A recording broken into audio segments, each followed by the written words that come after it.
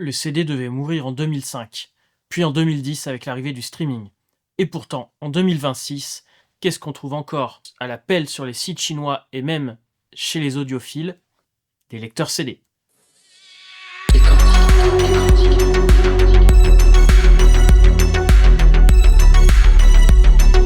Salut et bienvenue dans Tech Antique, la chaîne qui parle de technologie, parfois antique, parfois atypique, et souvent là où on ne l'attend plus. Aujourd'hui, j'ai un lecteur CD moderne à tester.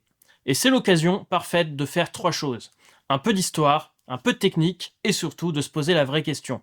Est-ce que ce genre d'objet a encore un intérêt aujourd'hui? Un peu d'histoire. Au début des années 80, Sony et Philips s'associent pour créer un nouveau format musical, numérique. Révolutionnaire pour l'époque, un support qu'on peut écouter des dizaines, des centaines de fois sans perte de qualité, alors que le vinyle, ça frotte directement sur le support. Bien au bout d'un moment, la qualité du son devient moins bonne. Une prouesse technologique totalement inédite dans les foyers, avec une capacité informatique, un truc qu'on n'avait jamais vu à ce moment-là. C'est l'époque du fameux slogan « Perfect Sound Forever ». On pensait avoir atteint un sommet, on ne ferait pas mieux.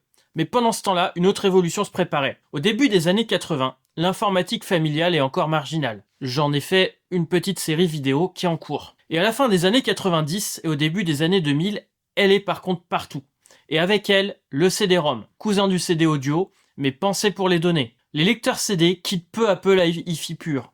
Ils deviennent portables, intégrés aux autoradios, aux ordinateurs. Les technologies se croisent, se mélangent. Ce qu'on a permis de rajouter dans les lecteurs CD-ROM, on le réutilise dans les lecteurs de CD audio. Et là, du coup, double coup dur pour les CD audio. D'un côté, les graveurs rendent la copie triviale. Quand j'étais au lycée, les échanges de CD étaient hyper communs. C'était pas très légal, mais tout le monde le faisait. Et de l'autre, la musique devient un fichier, compressé, échangeable, transportable par milliers. La qualité baisse un peu, mais la liberté explose. Et avec elle, la valeur perçue de la musique chute. Acheter un support physique devenait ringard entre 2005 et 2010. Les ventes de CD, puis de lecteurs CD s'effondrent. On pense alors que c'est la fin. Sauf que, pour les audiophiles, le CD reste un excellent support. Stable, propre, prévisible.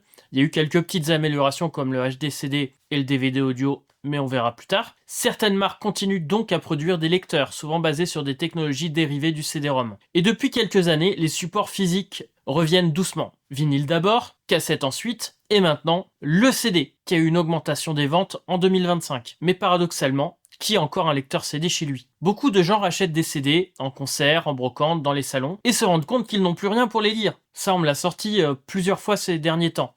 Et c'est là qu'un nouveau marché apparaît. La nouvelle vague des lecteurs CD. Depuis environ 2020, on voit fleurir une multitude de lecteurs CD modernes sur Amazon, AliExpress ou ailleurs, comme ce genre de truc. C'est d'ailleurs AliExpress qui m'a proposé de m'envoyer ce lecteur pour en faire une vidéo.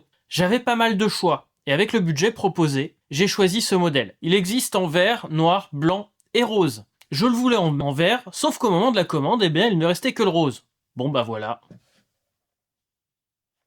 Le vert m'aurait plu, puisque c'est plutôt original, mais ici on est là pour tester la technique, pas pour assortir le salon. Il va peut-être être dans le décor, mais ça fera un mélange avec toutes les autres couleurs. Beaucoup de ces lecteurs semblent partager des mécaniques et des bases communes. On peut monter en gamme, FiiO par exemple, que j'aime beaucoup, propose des modèles, donc un à 130 € et un autre à 350. Et puis il y a les extrêmes, des lecteurs à plusieurs centaines, voire milliers d'euros, notamment certains avec des lampes. Bon, là, mettre des lampes dans un lecteur numérique, je comprends sur un ampli. Sur un lecteur CD, je sais pas trop, ça me semble pas trop logique, mais bon.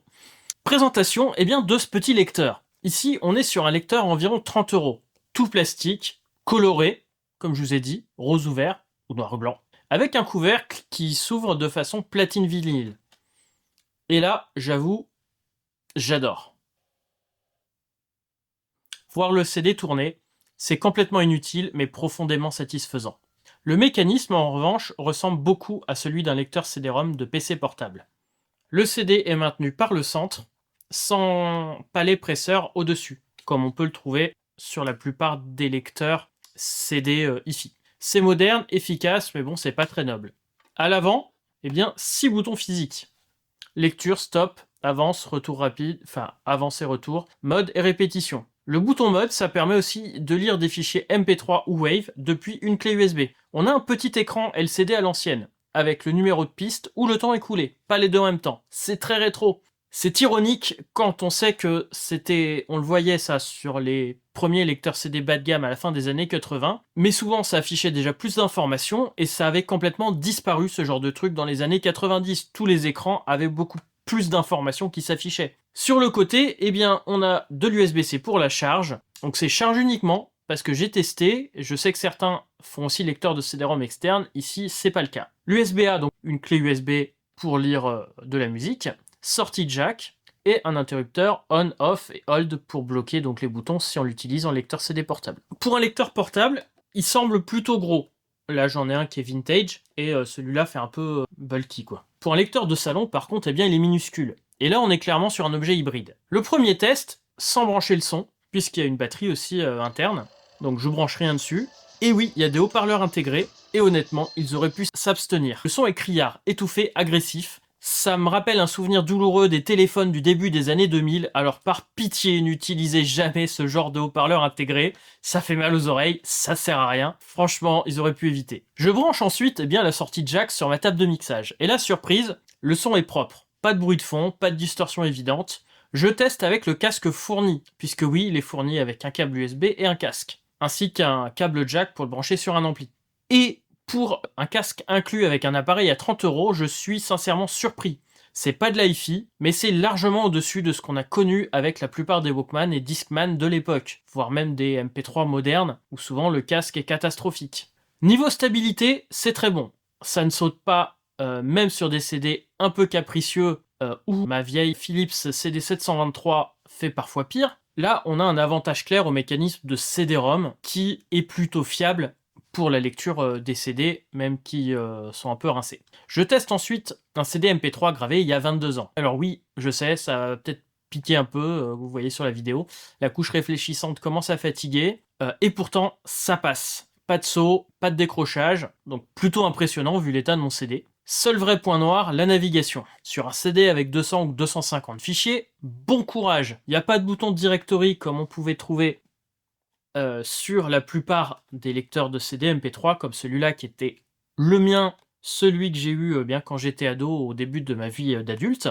Donc bah c'est dommage, et là c'était pas du haut de gamme non plus, et franchement ça faisait mieux. Si je le compare eh bien, avec mon lecteur hi-fi Pioneer des années 90, là clairement ce lecteur ne fait pas le poids. Le son est plus plat, moins riche, plus étouffé. Le DAC est basique. En écoute attentive, ça ne passe pas. La gestion anti-choc doit faire quelques compromis, alors qu'ici, j'en ai pas besoin.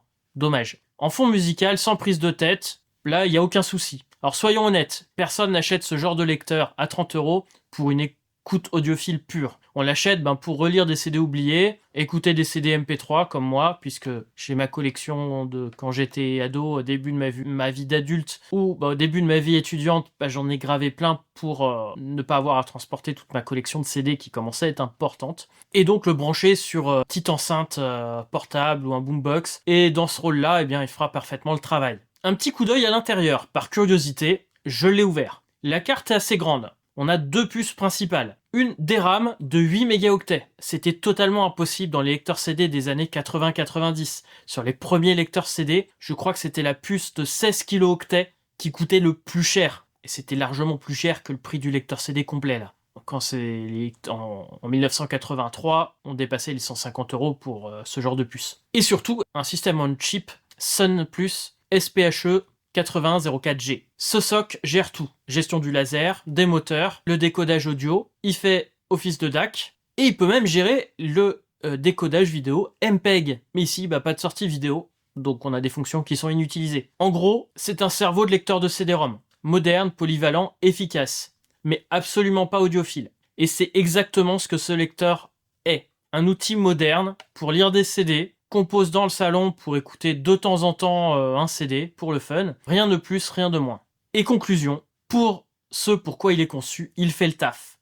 Les modèles similaires, avec d'autres looks, donneront sans doute des résultats très proches. Pour une écoute audiophile, faut monter en gamme. En chinois, donc il y a notamment le FiO qui est très bien. J'en ai vu un aussi à 70 €, je sais pas du tout ce qu'il vaut, mais qu'on peut brancher sur un DAC externe. Donc les deux, c'est deux trucs que j'aimerais bien tester. Et puis sinon, il y a le Project, le Cambridge Audio par exemple, et plein d'autres, mais là, il faut les associer à des DAC obligatoirement. Et avec un DAC de qualité, eh bien, vous pouvez multiplier sans souci le prix par 20, voire beaucoup plus. Ou alors, eh bien, fouillez les ressourceries pour une platine vintage correcte à 30 ou 40 euros. Tant qu'il en reste, ça devient de plus en plus rare, en bon état. Et les prix augmentent. Les lecteurs CD, comme vous voyez, ne sont pas morts. Les CD non plus. Il en sort toujours. Ils ont juste changé de rôle. Et parfois, c'est pas plus mal. Pour ma part, eh bien, je vais garder dans mon décor pour écouter de temps en temps ces lecteurs MP3. Il sera peut-être caché, vous le verrez sûrement pas trop. Il y a déjà beaucoup de choses. Tout simplement puisque j'utilisais jusqu'à maintenant mon lecteur CD d'ado, sauf que j'ai plein de faux contacts dessus. Et voilà, c'est logique. Je l'emmenais partout avec moi, au lycée, à l'université, et c'est sûr qu'il a fait son temps. Celui-là va le remplacer pour les quelques fois où j'ai envie de réécouter ces vieux CD. J'espère donc que cette vidéo vous aura plu. À bientôt pour une nouvelle vidéo. Comme souvent, il y en a beaucoup qui sont en préparation. Je sais pas ce qui sort là dans la semaine qui vient, mais on verra ça. Sur ce, je vous dis à très bientôt. Salut!